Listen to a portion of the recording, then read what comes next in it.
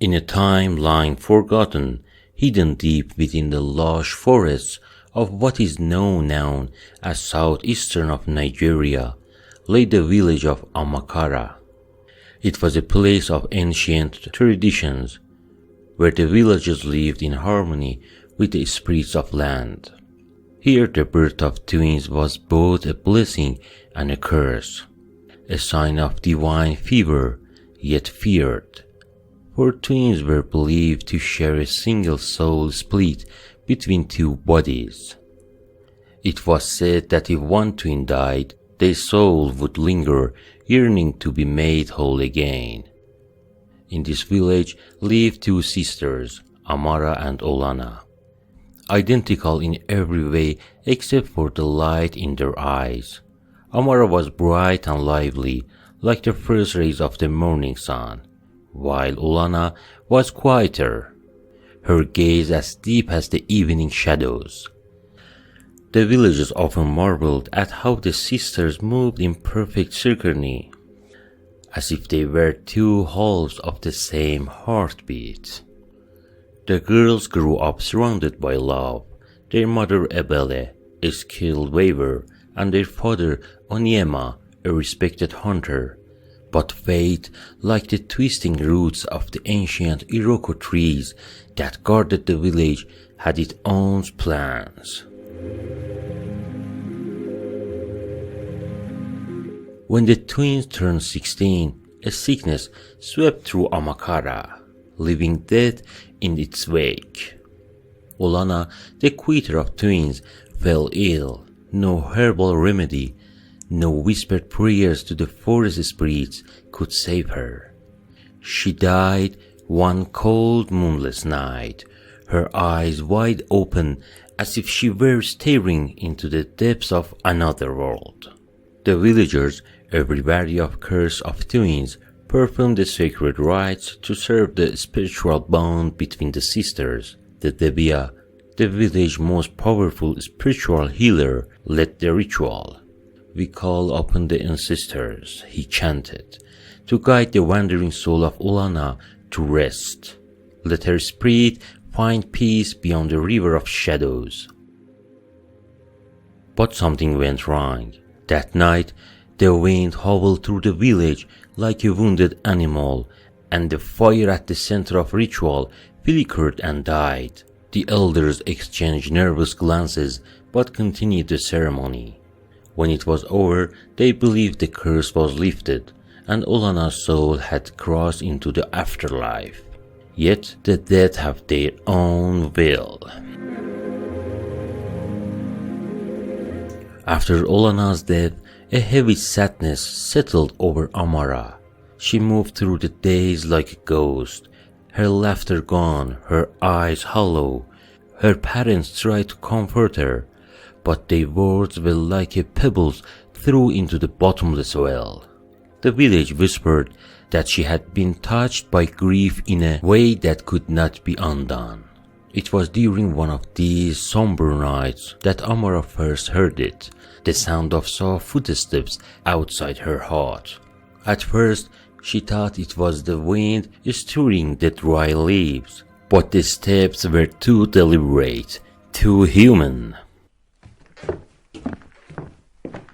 As she peeked through the window, she saw a figure standing in the moonlight. It was her sister, Olanna, her face pale and her eyes glowing like twins' claws. Amara! Olanna's voice was a whisper carried on the night breeze. Why did you leave me? Frozen with terror, Amara shut her eyes tight. When she opened them again, the apparition had vanished, but the soft, echoing whisper of her sister's voice lingered in her mind like the scent of rain on the dry earth. The next morning, Amara tried to tell her parents, but they dismissed it as it's a nightmare born from grief. The spirits play tricks on those who mourn too deeply, her father Onyema said, shaking his head. But the villagers had already begun to murmur about strange things happening at night, visionary mirrors, shadows that moved on their own. Soon more unsettling events followed. Whenever Amara looked into the mirror, she no longer saw her own reflection. Instead, it was Olanna staring back at her with those sorrowful, accusing eyes. The villagers avoided her, whispering that she was cursed, that the bond between the twins had not been properly severed. Even the elders could not hide their concern.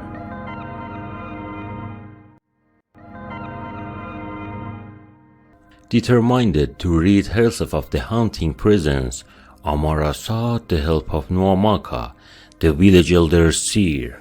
Nuamaka was a woman whose skin was wrinkled as the bark of the sacred baobab tree. She lived alone at the edge of the village, surrounded by ancient charms and strange herbs.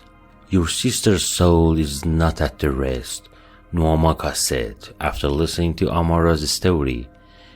The ritual failed because Olanna died with a heavy grudge in her heart. "But why?" Amara cried. "She was always so kind." Nuamaka's eyes, clouded with age, looked deep into Amara's. "There are secrets even the closest of sisters keep from each other," she said cryptically. "To free her, you must journey to the spirit grove beyond the whispering forest. There, under the light of the full moon night, you must offer a gift that will satisfy her spirit." Amara knew the spirit grove was a place where the veil between the living and the dead was thin. No one ventured there unless they were desperate, for it was said to be dwelling place of vengeful spirits. But what choice did she have? If she did nothing, Olanna's restless spirit would consume her, leaving her a hollow shell. Armed with a small bag of offerings, white chalk, kola nuts, and a woven bracelet that Olanna had cherished, Amara set out for the forest. The journey was treacherous, the forest thick with shadows that seemed to move and shift. The night air was filled with the cries of owls and the rustle of unseen creatures.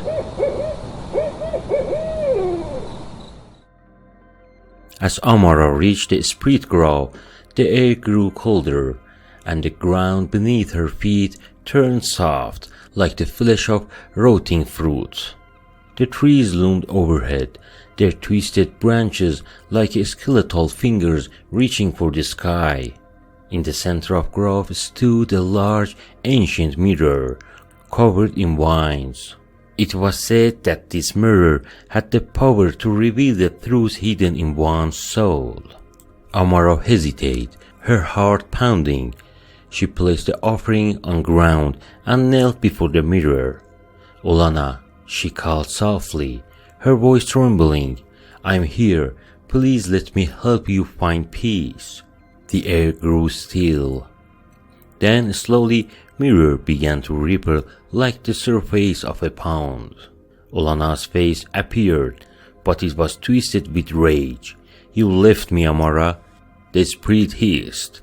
"You lived while I perished. Now you will join me in the darkness." Suddenly, spectral hands reached out of the mirror, grabbing at Amara. She screamed, trying to pull away, but the grip was like iron. In that moment, she realized what she needed to do. With the trembling hand, she took out a woven bracelet, the one Olanna had given her before she fell ill. "I'm sorry, Olanna," Amara cried. "I never knew you were hurting. Please take this as my gift, my promise to remember you always." The hands paused, and for a moment the rage in Olanna's eyes softened. The grip loosened, and Amara fell to ground, gasping for breath. The spirit's voice was no longer filled with anger, but with a deep, aching sadness. "I just wanted you to remember me," she whispered, her voice fading like a breeze.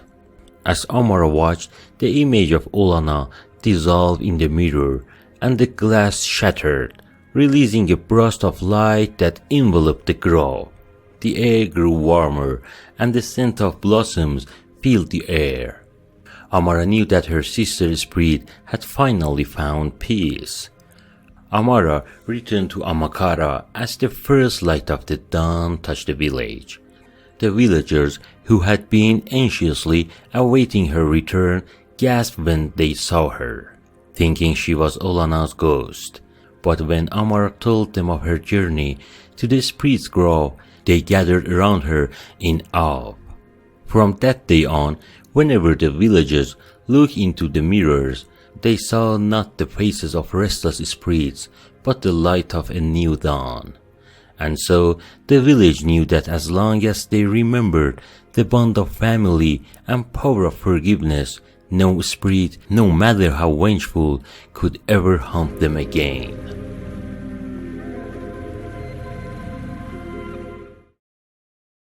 I'm Kaya, and thank you for listening to this story.